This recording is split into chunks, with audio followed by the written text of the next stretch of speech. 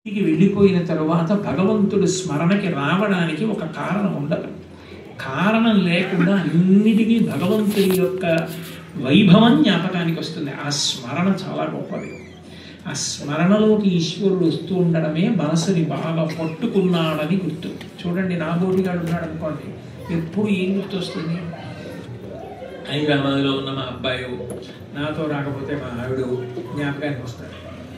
భక్తుడికి అన్నిటికీ భగవంతుడి జ్ఞాపకానికి వస్తాడు. కారణం ఏంటంటే మనసులో ఆయన ఉన్నాడు. మనసులో ఆయన ఎలా ఉంటాడండి? అలా అంటే భాగవతంలో ప్రహ్లాద భక్తి గురించి చెప్తారు, స్మరణ భక్తి గురించి.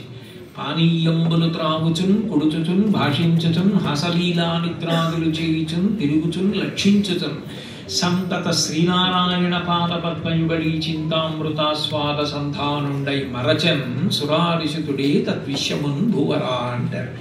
పానీయంబులు త్రాగుచున్, మంచినీళ్ళు తాగుతుంటే ప్రహ్లాదుడికి భగవంతుడి జ్ఞాపకానికి వస్తుంది. అలా ఎలా జ్ఞాపకానికి వస్తాడు అంటే, ఈశ్వర మీరు పంచభూతములను నిర్మించినప్పుడు భూమికి కదలకుండా ఉండే లక్షణం పెట్టారు. అందుకనే అచల అని పేరు. భూమి కదిలింది అనుకోండి, ఇంకేమిటి? భూకంపం వస్తే కోట్ల మంది ప్రాణులు, కోటాను కోట్ల ఆస్తి నాశనం అయిపోతుంది. అందుకని భూమిని కదలద్దన్నాడు. వాయువు కనపడక్కర్లేదు, నీకు శరీరం ఉండదు కాబట్టి నువ్వు అందరిలోకి వెళ్ళి రక్షించగలవు, నీకు శరీరం ఉండదన్నాడు. నీటిని నువ్వు ప్రవహించన్నాడు, నువ్వు కిందకి వెళ్ళన్నాడు. నీరు పల్ల మెరుగు నిజము దేవుడు. అగ్నిని పైకి ఎక్కమన్నాడు. ఇన్నాళ్ళ నుంచి ఎప్పుడు ఇదే నియమం ఏంటండి, ఇక ఈ సంవత్సరం నుంచి ఈ ఉగాది నుంచి అగ్ని అడుక్కి వెళ్ళిపోతుంది, నీళ్లు పైకి ఎక్కుతాయని అనుకోండి, మనం బతుకెలా? వంట ఎలా చేసుకుంటాం? యజ్ఞయాగాదులు ఎట్లా చేస్తారు? కానీ ఈశ్వర నియమాలు మారవు. అగ్ని పైకే వెళ్ళాలి, ఊర్ధ్వముఖ చలనం చేస్తుంది, నీరు కిందకి వెళ్ళిపోతుంది.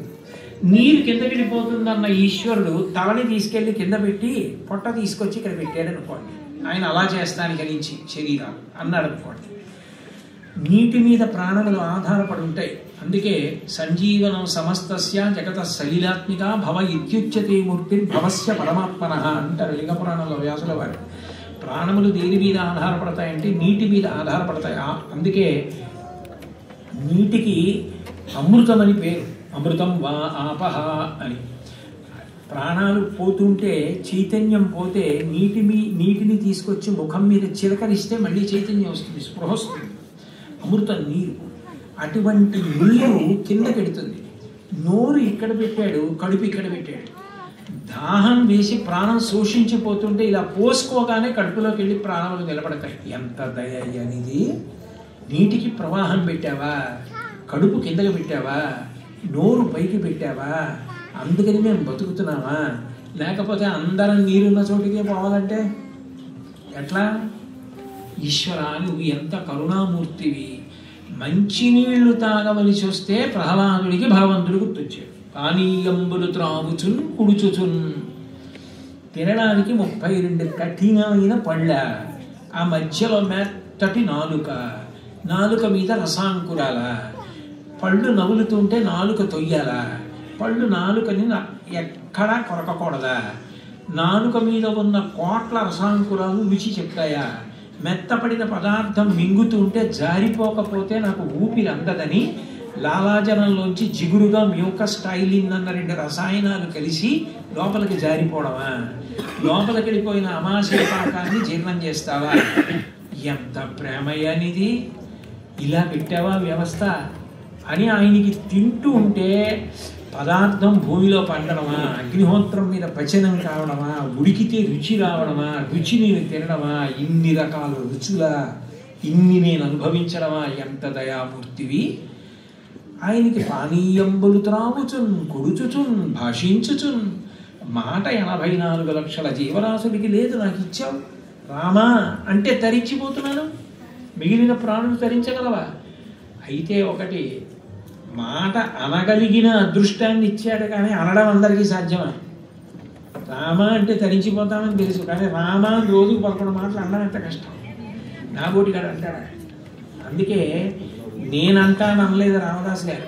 అరుణకు విభీషణునకు అద్రిజకున్ తిరుమంత్రరాజమై కరిగి నహల్యకున్ ద్రుపద కన్యకు నార్తి హరించు చుట్టమై బరగిన ఎట్టి నీ పతిత పావన నామము నాదు జిహ్వపై నటింపచేయుమి కదా శరధీ కరుణాపయోనిధి.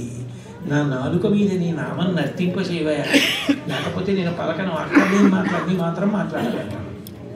కపట బుద్ధితో అక్కర్లేని మాటలు మాట్లాడుతుంటాను. కానీ నేను నీ నామం పలుకుతానా? పలకను. కాబట్టి నువ్వే నా చేత పలికించను. ఎంత అదృష్టమయ్యా! ఏదైనా విషయం జ్ఞాపకానికి రాగానే ఎక్కడో వెన్నుపాము కింద మూలాధార చక్రం దగ్గర నుంచి పైకి వచ్చినటువంటి వాయువు కంఠం దాటి బ్రహ్మరంధ్రం దగ్గరికి వెడితే అప్పుడే వెళ్ళకూడదని వెనక్కి తోసేస్తే నోట్లోకి వచ్చి వాయువు నిలబడితే నాలుక కదిలి ఆ గాలిని నొక్కితే నొక్కికపడనటువంటి గాలి సొట్టలు పడి అక్షరములై, అక్షరములు పదములై, పదములు వాక్యములై నా నోట్లోంచి బయటికి వస్తుంటే నాలో ఉన్న భావాలు మీలో ఉన్న భావాలుగా మారి మీరు చెప్పినది మీకు అర్థం అవ్వడమా? ఎవరు ఆ మాటని సృష్టించినవాడు? మాటని అగ్నిహోత్రం చేసి అవతల వారి యజ్ఞాన దాహకత్వం చేస్తున్నవాడెవరు? ఇదంతా ఈశ్వర మీరు కాదా? ప్రహ్లాదుడికి భగవంతుడి స్మరించడానికి అవకాశము లేని విషయం లేదు. ఎప్పుడూ భగవంతుడు గుర్తొచ్చాడు. పానీయంబులు త్రాగుచున్, కూర్చుచున్, భాషించుచున్, హాస లీలా నిద్రాదులు చేయుచున్, తిరుగుచున్, లక్షించుచున్, సంతత శ్రీనారాయణ పాద పద్మయుగళీ చింతామృతాస్వాద సంధానుండై మరచన్ సురావిసుతుడే తద్విశ్వమున్భూవరా. ఎప్పుడు శ్రీమన్నారాయణ పాదార విందముల నుండి స్రవించేటటువంటి మందార మకరంద పానము చేత మత్తెక్కిపోయిన హృదయముతో అసలు విశ్వమును మరిచిపోయాడు ప్రహ్లాదుడు. అంటే మనసుకి తగినంత శక్తిని మనం కట్టపెట్టాలి, కానీ అది స్మరణ శక్తి చేత భగవంతుణ్ణి అలా పట్టుకోగలదు. అలా పట్టుకుని తాను ధరించిపోవడానికి కారణం కాగలదు. నిజానికి ఈశ్వరుడు ఏది కోరుతాడంటే, నేను నీకు జ్ఞాపకానికి వచ్చాను అంటే గుర్తు ఏంటంటే నీ మనసులో నాకు చోటిచ్చావని గుర్తు. నాకు మా అబ్బాయి అన్ని మాటలు ఎందుకు గుర్తు రావాలి? నా మనసులో వాడు ఉన్నాడు కాబట్టి. నా కోడలు ఎందుకు జ్ఞాపకం రావాలి? నా మనసులో ఉంది కాబట్టి. అయిన దానికి కాని దానికి నా మనవల్ని తలుచుకుని మురిసిపోయి ఆనందపడిపోయి నవ్వేసుకుని ఆనందపడిపోతున్నానంటే వాళ్ళు ఎక్కడ ఉన్నారు? నిజానికి నా మనసులో ఉన్నారు. మరి అన్ని మాటలు భగవంతుడు ఎందుకు జ్ఞాపకం రావాలి? అన్ని మాటలు ఆయన్ని తలుచుకుని ఎందుకు సంతోషపడిపోవాలా? ఆయన్ని తలుచుకుని ఎందుకంత ఆనందపడిపోవాలా? ఇన్ని మాటలు చదివే, ఇన్ని మాటలు విన్నావే భగవత్ కథ, విన్నది జ్ఞాపకానికి వచ్చి మళ్ళీ ఒక్కసారి దాన్ని స్మరించి ఎందుకు అంతలా నవ్వాలా? ఎందుకు అంతలా సంతోషపడాలా? నూతన గారు ఇదే అడుగుతారు భాగవతంలో. అమరేంద్రాదుల కొల్చు భంగి జనుల అబ్జాక్షు సేవించగా విమల జ్ఞాన విరక్తి ముక్తి నసగున్ వేయేల భూనాథ తత్కమలాధీశు కథా సుధారస నదీ కల్లోల మాలా పరిభ్రమ నిర్వానికి నైన కర్ణయుగళీ పర్వంపు కాకుండునే అంటారు.